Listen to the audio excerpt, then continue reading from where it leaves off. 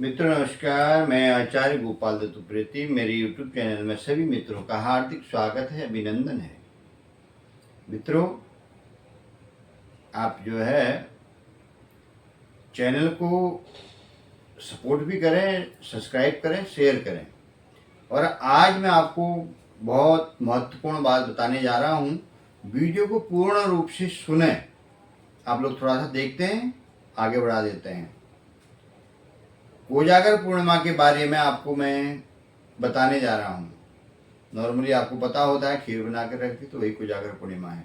तो उसके बारे में आपको जानकारी दूंगा, बहुत अच्छी जानकारी दूंगा। आप ध्यान से सुने, आपको पता चलेगा कि हमारे व्रतों का महत्व क्या है, उनके पीछे क्या रहा है। लिंग पुराण में लिखा हुआ है कि आश्विन मास की पूर्णिमा को कोजागर पूर्णिमा के दिन रात्रि जागरण करना चाहिए। ये लिंग पुराण में लिखा हुआ है।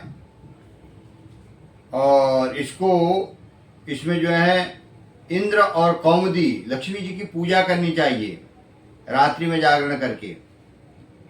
सनत कुमार संहिता में एक बहुत अच्छा वर्णन आता है, उसका वर्णन मैं आपको सुनाता हूँ। आपको मैं वर्णन सुनाता हूँ, कोई भी कथा सुनाता हूँ आपको भविष्य पुराण से, सनत कुमार संहिता, नारद संहिता, लिंग पुराण, पद्म पुराण, देवी पुराण, कहीं न कहीं से वर्णन से ही मैं आपको हमारे त्योहारों से रिलेटेड जो भी चीज़ें होती हैं वो बताता हूँ। आप ध्यान से सुने।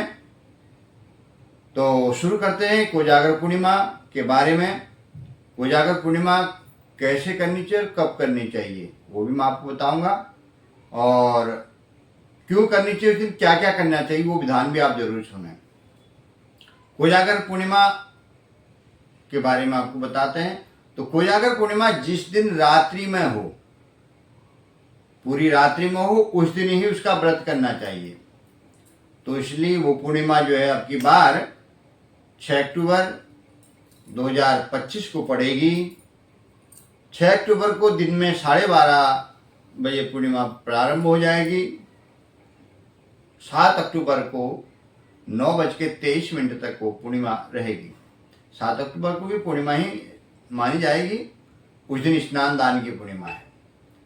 तो संत कुमार संहिता में एक वर्णन आता है। बालखिल्य ऋषि बोले कि जो कार्तिक के उपांग व्रत हैं, उनके व्रतों के बारे में जो है कोई बहुत उत्तम व्रत आप बताएं। तो बालखिल्य ऋषि बोले कि एक आपको जो है मैं एक इतिहास सुनाता हूं।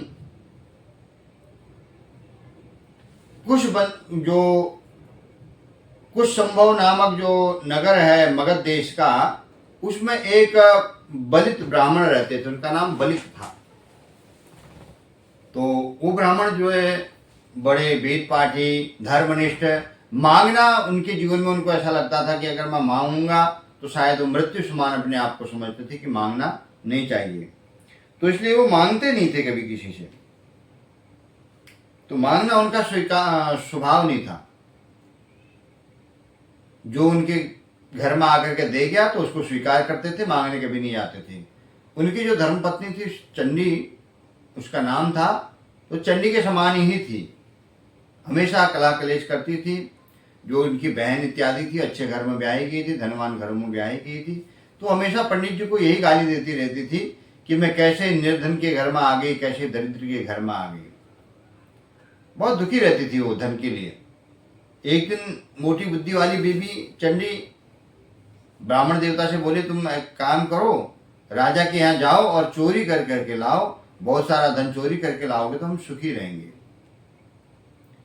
तो ब्राह्मण बड़े दुखी हुए कि मतलब किस तरह की इसकी बुद्धि है, क्या यह मेरे से कह रही है, जो मुझे मांगना पसंद नहीं है तो मैं ये चोरी करने जाऊं। समय बीतता गया। अब श्राद्ध पक्ष आया। श्राद्ध पक्ष आया तो ब्राह्मण के घर में कभी वैसे होता नहीं था कुछ। तो इस बार की ऐसी स्थिति थी कि सब कुछ था घर में कि जिससे अपने पितरों का श्राद्ध इत्यादि कर सकता था। तो मन में विचार था कि मैं श्राद्ध करूंगा, लेकिन मैं जो कहूंगा ये उल्टा ही करेगी। अब मैं कैसे करूं, क्या करूं, सोच में पड़ा हुआ था।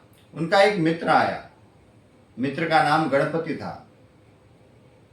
तो बलित ने को चिंतित देख करके उसने कहा, बलित क्यों चिंता कर रहे हो? तो उसने बोला, अपना जो चिंता का कारण था वो बताया। तो गणपति ने बोला कि ये तो बहुत अच्छा, तुम्हारा कौन सा काम रुक सकता है?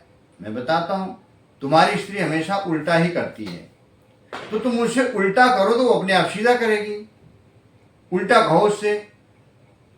तो उसके ब्राह्मण की समझ में आ गई।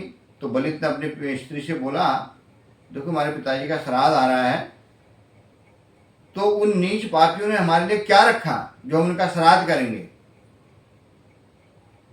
हमारे लिए कोई धन छोड़ नहीं गए।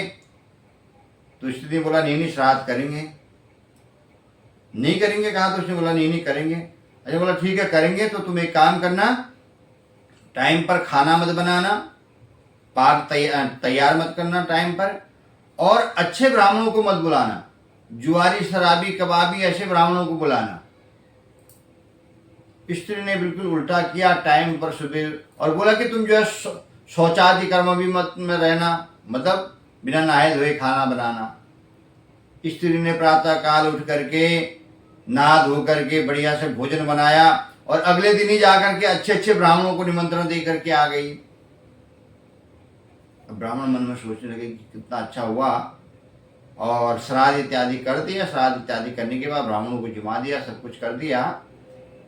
अब पिंड प्रवाहित करने रह गए थे उनके मुंह से, क्योंकि जिसकी सच बोलने की आदत होती है तो सच ही बोलता है। उनके मुंह से निकल गया, ये पिंड गंगा जी में प्रवाहित करने थे, तुम भूल गई। उसने चंडी ने जाकर के पिंड उठाए और सीधे जाकर के मलकूप में डाल दिए, बिष्टा के कूप में। पहले जो है शिविर इत्यादि की ऐसी व्यवस्था नहीं तो होती नहीं थी, कूप इत्यादि होते थे, मलकूप इत्यादि, तो वहां जाकर के डाल दिए। उससे अब ब्राह्मण बड़ा दुखी हो गया, क्योंकि सीधा बोल दिया था तो उसने उल्टा करना था, उल्टा बोलता तो सीधा करते। वो दुखी होकर के घर से निकल गया और जाकर के जंगल में बलकल वस्त्र पहन करके वो नदी के तट पर रहने लग गया। श्राद्धों की बात है। उसके बाद 1 महीने के बाद में ये पूर्णिमा, कोजागरी पूर्णिमा आती है। तो 1 महीने तक वही अपना जो है कुछ जंगली फल इत्यादि और नदी का जल पी करके अपना जो है वही लक्ष्मी जी की आराधना करने लगा। कि मन में मैं ये विचार करने लगा कि मैं दरिद्र हूं, मेरे पास भी धन आए, मैं भी अपने घर में सुखी रह पाऊं, मैं भी अपनी स्त्री को सुख दे पाऊं, तो मैं इसलिए लक्ष्मी जी की आराधना करूंगा, जिससे लक्ष्मी जी मेरे पर प्रसन्न होंगी। वहां वन में बैठ करके वो तपस्या करने लगा। इधर कोजागरी पूर्णिमा का जो है समय आ गया।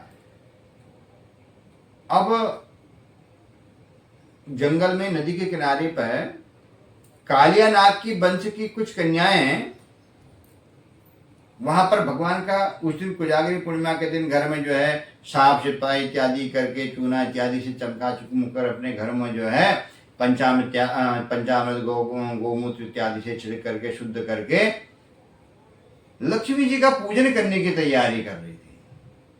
देखो कोजागर पूर्णिमा के दिन होता क्या है, आप इसको ध्यान से सुनना। कोजागर पूर्णिमा के लिए वो तैयारी कर रही थी। अब नाग कन्याएं ने पूजा जात करने के लिए तैयारी करी। कोजागर पूर्णिमा के दिन उनको जुआ खेलने के लिए चाहिए था, तो उन्होंने कहा कि चौथा आदमी मिलेगा कहाँ? तो नदी के किनारे किनारे पर गई और जाकर के उन्होंने जो है सोचा, मन में विचार करा कि जो है कहीं आज जो है हमारे को जो है कोई मिलेगा। तो जाकर के नाग कन्याओं ने जाकर के देखा तो वहां किनारे पर बैठे हुए एक ब्राह्मण को वलकल वेश में देखा और जाकर के उनको बोला तुम हमारे साथ में चलो और जुआ खेलोगे। ब्राह्मण ने कहा जुआ खेलने से धन का नाश और धर्म का नाश होता है, तुम क्या बातें कर रही हो, मैं नहीं चलूंगा। नाग कन्याओं ने कहा कि इस दिन जुआ खेलने से लक्ष्मी जी प्रसन्न होती हैं और रात्रि जागरण करना होता है, नारियल पानी पी करके जुआ खेलना होता है। नाग कन्याएं ब्राह्मणों को घर में लाई और उनको भोजन इत्यादि कराया। उसके बाद नारियल पानी पिलाया। नारियल पानी पीने के बाद में अपना साथ में जुआ खेलने के लिए बैठाया। अब ब्राह्मण के पास में लगाने के लिए उन्होंने तो अपने वस्त्र, वो अपने जो है हीरे मोती जवाहरात इत्यादि रत्न लगाए, ब्राह्मण के पास में कुछ जुए में लगाने के लिए नहीं था, तो उनने पहले अपने जो है बल कल अपनी जो है लंगोटी लगाई दांव पे, वो लंगोटी हार गए। फिर उन्होंने अपनी जनेऊ लगाई, जनेऊ भी हार गए। तीसरे दांव में जो है अपने आप को ही उन्होंने दांव पर लगा दिया। इतने में रात्रि में 12 बजे का समय हो चुका था। इधर भगवान जो है लक्ष्मी नारायण भ्रमण करते हुए आए कि आज देखते हैं कि रात्रि में कौन जागरण कर रहा है, कौन जो है द्यूत कीड़ा कर रहा है, जिससे जो है हमारे को प्रसन्न करने के लिए। तो इधर में जो है भगवान आए तो लक्ष्मी जी से कहते हैं कि हे पद्मे, ये जो तुम्हारा भक्त ब्राह्मण ये अपने आप को हारा बैठा हुआ है, वस्त्रों से विहीन, कोपिन से विहीन, यज्ञोपवीत से विहीन, यह तुम्हारा भक्त होकर के हे पद्मलोचने इसकी क्या स्थिति हो रखी है। लक्ष्मी जी ने कृपा करी और उनकी कृपा से वो कामदेव स्वरूप हो गए। उससे नाग कन्याएं बड़ी मोहित हो गई। नाग कन्याएं मोहित हुई तो नाग कन्याओं ने कहा, देखो ब्राह्मण, हमने तुम्हारे को जीत लिया है, तुम हमारे अधीन हो, अब हम जो चाहें हम तुम्हारे साधमुख कर सकते हैं, तुम हमारी जीती हुई वस्तु हो। तो उन्होंने कहा कि तुम हमारे पति बन जाओ, क्योंकि तुम हम जीत चुके, तो जैसा कहेंगे तुम्हें करना पड़ेगा। ब्राह्मण ने कहा ठीक है।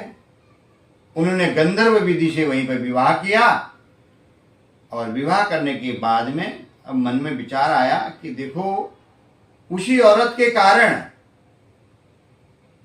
मैं घर से निकला, तपस्या करी, ये कन्याएं मिली, लक्ष्मी जी की कृपा हुई, तो वो जा करके मेरे को उसी औरत को भी खुश करना चाहिए।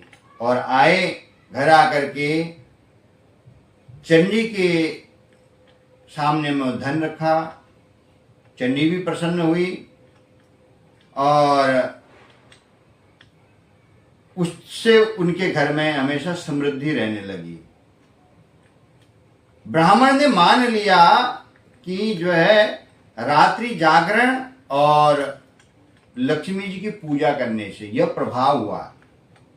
कोजागरी के पूर्णिमा के दिन घर को शुद्ध करना चाहिए, घी के दीपक जलाने चाहिए, लक्ष्मी जी का पूजन करना चाहिए, कौमुदी हाथी में बैठी हुई लक्ष्मी जी का पूजन करना चाहिए और जितना अधिक संख्या में हो सके घी की अपने घर में ज्योत जलाएं, घी की या तिल तेल की। लाख, 1000, 10,000, 100 कुछ तो दीपक उस दिन जो है जलाने अवश्य चाहिए, जिससे जो है रात्रि में लक्ष्मी जी का आगमन हो। और रात्रि में जागरण करना चाहिए। दूसरे दिन प्रातः काल उठ करके भगवान इंद्र का पूजन करना चाहिए और ब्राह्मणों को भोजन कराना चाहिए। शास्त्र में तो सनत कुमार संहिता में लिखा हुआ है कि उस दिन जो है स्वर्ण का दीपक बना करके ब्राह्मणों को दान देना चाहिए। तो आजकल तो सोना बहुत महंगा हो गया है, तो सोने के बारे में तो सोच भी नहीं सकते हैं। तो आप जो है मन में स्मरण कर लें, कुछ स्वर्ण तन मूल्य जो है कुछ नहीं हो सकता, तो एक दीपक घी का ही भर के दान दे दें ब्राह्मण को। पंडित जी घर में जला लेना, मंदिर में जला लेना, कुछ नहीं तो कुछ घी आप जो है ब्राह्मण को उस दिन जो है भोजन करा करके, पंडित जी घी जलाने, ये दिया जलाने के लिए हम घी दान दे रहे हैं, दिया तो सोने का दे नहीं सकते हैं, वो करके जो है आप दान करें। और अपने घर में भी जो है उस दिन जोत घी की जलाएं, कम से कम 100 दिए, 50 दिए, 51, इतना कम से कम जलाएं। और उस दिन जो है खीर बना करके भगवान विष्णु को भोग लगा करके, लक्ष्मी नारायण को भोग लगा करके उसको छत में खुले आसमान के नीचे रखा जाता है। उस दिन अमृत वर्षा होती है कौमुदी बोला गया है, कौमुदी खिलती उसी दिन है। लक्ष्मी जी का नाम भी कौमुदी है। तो वो सबसे वर्ष की सबसे अमृतमयी पूर्णिमा होती है। शरद पूर्णिमा की रात्रि को ही भगवान ने जो है रास रचाई थी गोपियों के साथ में, रास बिहारी। और उसी दिन जो है कामदेव का भी उन्होंने जो है मान भंग किया था। उसी मान भंग से जो है भगवान उतनी गोपियों के साथ रहते हुए भी च्युत नहीं हुए थे। तनिक लेश मात्र में भी काम उनके अंदर में प्रवेश नहीं करा था। इसलिए उसी दिन उन कामदेव ने उनका नाम अच्युत रखा था। इसलिए अच्युतम केशवम राम नारायणम कृष्ण दामोदरम इस स्तोत्र का पाठ करें। लक्ष्मी नारायण का रात में पूजन करें, घी की ज्योत जलाएं, खीर बना करके भगवान को भोग लगाएं और भोग लगा करके उस खीर को जो है आप अमृत वर्षा के लिए शीतल चंद्रमा के छांव में उसको रख दें। चंद्रमा खुले आसमान के नीचे ही दिखेगा आपको चंद्रमा, तो उससे अमृत कर्ण बरतें। आप कोई जाली इत्यादि रख दें, पता चले रात में कोई कीड़ा पड़ गया, कोई छिपकली आप खा गए, उसके बाद दूसरे दिन आप खा लें तो जाली इत्यादि आ जाती है। नहीं तो कपड़ा कोई ऐसा ढक लें, चारों ओर से दबा दें अच्छी तरह से, जिससे कोई कीटाणु उसके अंदर में ना आए। तो ये कर्म आप करें, रात्रि जागरण करें। और जो जिसके साथ में जुआ खेलने वाले नहीं हैं तो आप रात्रि जागरण करें, लक्ष्मी जी का भगवान विष्णु का पूजन करें, उनके मंत्रों का जप करें, लक्ष्मी स्तोत्र नारायण स्तोत्र के पाठ करें, भजन करें। अकेले हैं जब तो लक्ष्मी नारायणाभ्याम नमः उनका मंत्र का जप करें, श्रीमन नारायण नारायण श्रीमन लक्ष्मी लक्ष्मी इस मंत्र का जप करें, कुछ भी करें तो आप देखेंगे इस विधान से। और हाँ, एक बात जरूर याद रखना, भोजन करने के बाद जो भोजन करते हैं पूर्णिमा के दिन, भोजन करने के बाद नारियल पानी पी करके ही पूजन करना, ठीक है ना। तो उससे जो है अवश्य ही साल भर आपके घर में लक्ष्मी की कृपा रहेगी।